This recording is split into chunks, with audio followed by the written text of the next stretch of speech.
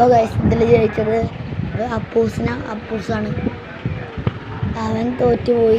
കാണല്ലേ, അവൻ തോറ്റുപോയി. പിന്നെ യോഗാട്ടരിക്കവേ കള്ളൻ തോറ്റിട്ട്.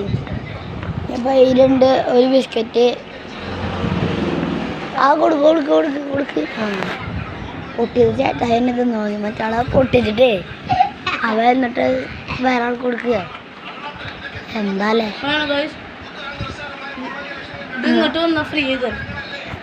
നിങ്ങൾ വരാൻ പറ്റില്ല. സെൻഡർ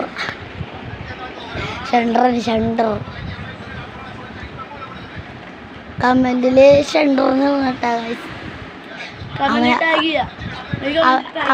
അവനെ കളിയാക്കണ പോലെ സെൻഡർ എന്നിടാ. പൊട്ടത്തരങ്ങളല്ലാണ്ടില്ല.